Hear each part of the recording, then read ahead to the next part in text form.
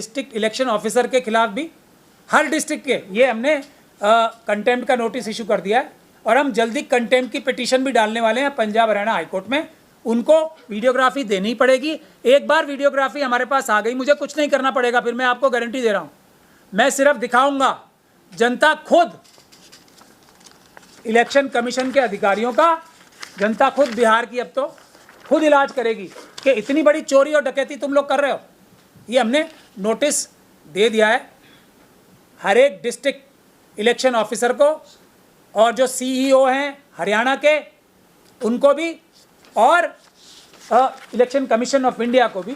ये हमने कंटेम्प्ट का कि हमें आपने जो वीडियोग्राफी नहीं दी है पंजाब हरियाणा हाई कोर्ट के आदेश के बावजूद, अब हम आपके खिलाफ अदालत की अवमानना का मुकदमा दर्ज करने जा रहे हैं, इसलिए हमने नोटिस दे दिया है, इसीलिए मैंने आपको बुलाया है। तो आपकी बात फिर भी सही है और आपको हमारी निंदा ज़्यादा से ज़्यादा करनी चाहिए कि हमने पूरी ताकत हर टाइम क्यों नहीं लगा के रखी। लेकिन मैंने आपको वजह बता दी, एक तो ऑपरेशन सिंदूर और दूसरा जयराम रमेश साहब, दो वजह थे। लेकिन हम जैसे ही इन दोनों चीज़ों से हम लोग आगे बढ़े, हमने फ़ौरन ये आंदोलन दोबारा शुरू कर दिया। आपने अभी कहा पुराने साथी, क्या उनसे कोई बातचीत हो रही है आपकी? नहीं, अब मेरा बर्थडे पार्टी तो है नहीं है, बर्थडे पार्टी होगी जब मैं दूंगा, अभी तो समय नहीं है। लीड तो आप कर रहे हैं, तो आप नहीं, मैं लीड नहीं कर, मैं बिल्कुल, मैंने पहले दिन से बोला है, जैसे ही बाकी सब लोग आ जाते हैं, मैं पहले भी सबसे पीछे हो जाता था, अब भी सबसे पीछे हो जाऊंगा। मुझे लीड करने की आवश्यकता है ही नहीं। लीड करें राहुल गांधी जी करें, लीड करें खड़गे जी करें, लीड करें इनसे भी पहले मायावती जी करें, लीड करें अखिलेश यादव जी करें, ममता बनर्जी साहिबा करें, स्टालिन साहब करें, और अभी तो तेजस्वी यादव साहब करें, लालू यादव जी करें, और जो सीपीआई के लीडर्स हैं वो लोग करें लीड। हम लोग तो पीछे कार्यकर्ताओं की तरह खड़े रहेंगे, लेकिन आएँ तो सही। जो हमारे दूसरे जो प्रिय साथी हैं जिनकी तरफ आप इशारा कर रहे हो, आएँ वही लीड करें। मैं पीछे हो जाऊंगा पहले की तरह, मुझे कोई वो नहीं है। मैं तो मैं पहले कांग्रेस में भी रहा हूँ, आप लोगों ने देखा होगा, मैं कभी भी सामने आता ही नहीं था। तो मुझे तो मजबूरी में प्रेस की लाइमलाइट में आना पड़ रहा है। मेरी बिल्कुल भी इच्छा और मैं कंफर्टेबल नहीं होता हूँ, ये मजबूरी में मुझे सामने आना पड़ता है। मैं फिर दोहरा रहा हूँ, हमारे सभी साथी नए पुराने और पॉलिटिकल पार्टी के लीडर्स आएँ और लीड करें। महमूद प्राचा मिशन सेव कॉन्स्टिट्यूशन के अपने सारे कार्यकर्ताओं के साथ आके सबसे पीछे खड़े होंगे। अगर हाँ पुलिस की लाठी चलेगी तो हम लोग आगे आ जाएंगे। ये भी ऐसा मत समझे कि हम इनको आगे करके पुलिस के सामने खड़ा कर देंगे। उस टाइम हम सबसे आगे रहेंगे। गोली चलेगी पुलिस की या लाठी चलेगी तो हम सबसे आगे रहेंगे। बीजेपी से ठाकर का आपने जिक्र किया, तो उस पे वो तो कह रही एआई का वीडियो ये फेक है। कौन सा?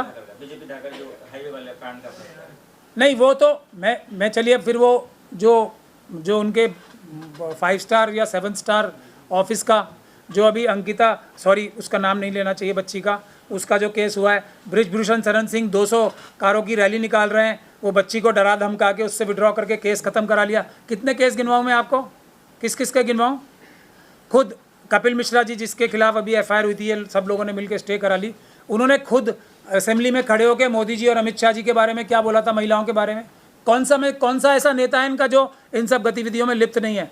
और लोग जो महिलाएं जूते लेके क्यों, अगर कोई और व्यक्ति ऐसी बात करता ना तो फिर भी वो भाई की नज़र से देखती कि भाई पति के बिहाफ पे भाई देने आ रहा है सिंदूर।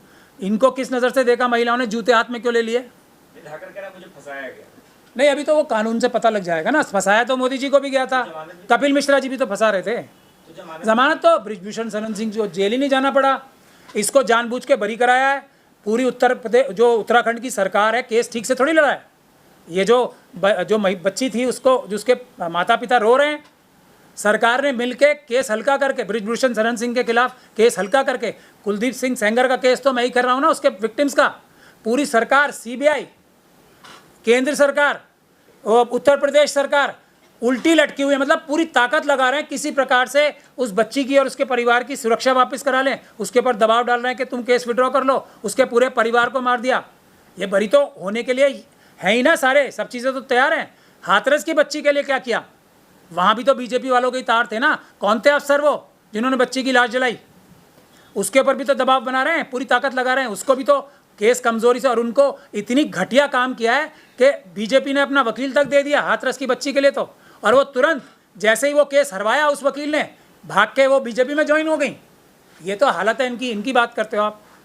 स्लीपर सेल्स, हर एक पार्टी में। जैसे बसपा इतनी मजबूत पार्टी है, मिश्रा जी हैं वहाँ पे, वो एक ही अकेले काफ़ी हैं पूरी बसपा को तबाह करने के लिए। वो तबाह करने के लिए पूरी शक्ति से आगे जा रहे हैं। उनके कारनामे कई पता आप लोगों को नज़र आ ही रहे हैं बसपा के अंदर जो हो रहा है। दूसरा, कांग्रेस के अंदर तो मैं बता ही चुका हूँ कौन कौन स्लीपर सेल हैं। जयराम रमेश, वेणुगोपाल, अब तो शशि थरूर और सलमान खुर्शीद, ये सब स्लीपर सेल ही तो हैं। जाके मोदी जी की तारीफ़ कर रहे हैं बाहर जाके, और देश की तारीफ़ करने करो भाई।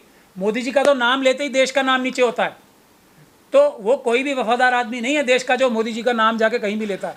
देश का नाम लो, अपने आप अच्छा हो जाएगा सब। मोदी जी का नाम मत लो, अपने आप अच्छा रहेगा ही, नॉर्मल रहेगा। मोदी जी का नाम लिया सब खराब।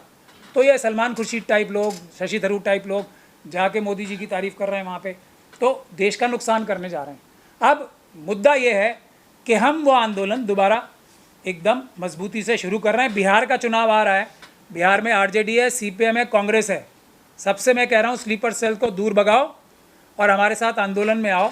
हम लोग 14 जून 2025 को 11 बजे सुबह जंतर मंतर पर इकट्ठे होंगे, ताकि हम लोग बड़ी संख्या में, मैं गुजारिश करूंगा इस वक्त जो देशभक्त है, हम लोगों के पास ना किसी पार्टी की जो ऑर्गेनाइजेशन कैपेसिटी है, ना हम लोगों के पास धन है, हम लोगों के पास बाबा साहब का संविधान है, उनके दिए हुए एक वोट की ताकत है जो हम ख़त्म नहीं होने देंगे। हम लोगों के पास आपका, जनता का, ख़ास तौर पे अम्बेडकरवादियों का साथ है। आप लोगों को खुद चल के आना पड़ेगा, ये आंदोलन आपका है, सबको आना पड़ेगा, सब वेलकम है। कोई किसी भी पार्टी का हो, आए और इस आंदोलन में सहयोग करे, मिशन सेव कॉन्स्टिट्यूशन के इस आंदोलन में सहयोग करे। अब हम और इंतज़ार नहीं कर सकते थे, हमने इंतज़ार कर लिया। 14 जून 11 बजे सुबह जंतर मंतर, और उसके बाद ये आंदोलन बिहार जाएगा, क्योंकि हम कोशिश करेंगे कि बिहार में मतपत्र द्वारा चुनाव हो। कितनी कैंपेनिंग कर लें तेजस्वी यादव साहब, लालू यादव साहब, सीपीएम, सीपीआई, जितनी कैंपेनिंग कर लें, जितनी राजनीतिक गठजोड़ बना लें, कांग्रेस कर ले, वोट ही तो मिल जाएंगे। वोट तो जनता आपको अभी भी दे रही है, वोट गिने नहीं जाएंगे। उसके लिए आपको इस आंदोलन में सहयोग करना पड़ेगा। हम 14 तारीख को पहले जंतर मंतर, उसके बाद पटना में बड़ा प्रोग्राम होगा एक, और उसके बाद बिहार के डिस्ट्रिक्ट में जाके मतपत्र वापस लाने के लिए आंदोलन शुरू हो चुका है, बिगुल बच चुका है। अब हम जनता के हवाले हैं, मिशन सेव कॉन्स्टिट्यूशन के सारे कार्यकर्ता आपके हवाले हैं। आप लोग आइए और ब्रिंग बैक बैलेट, यानी कि मतपत्र वापस लाने का जो आंदोलन है उसमें सहयोग कीजिए। अब ये आंदोलन रुकेगा नहीं, अब ये आंदोलन मतपत्र द्वारा चुनाव शुरू कराकर ही रुकेगा। जो नहीं आएगा वो पूरी तरीके से देश की डेमोक्रेसी का, बाबा साहब के संविधान का, बाबा साहब के दिए हुए अधिकारों का सच्चा सिपाही नहीं है।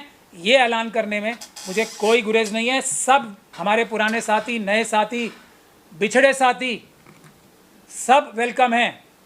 निकालो अपने दिल से जो लेथार्जी आ गई है, डर आ गया कुछ लोगों के मन में, या कुछ लोगों के मन में लालच भी आ गया। किसी को कुछ नहीं मिलेगा, सब कुछ दूर करो, आलस दूर करो, डर दूर करो, लालच दूर करो, और आओ 14 जून को 11 बजे जंतर मंतर पे आंदोलन बिगुल बच चुका है।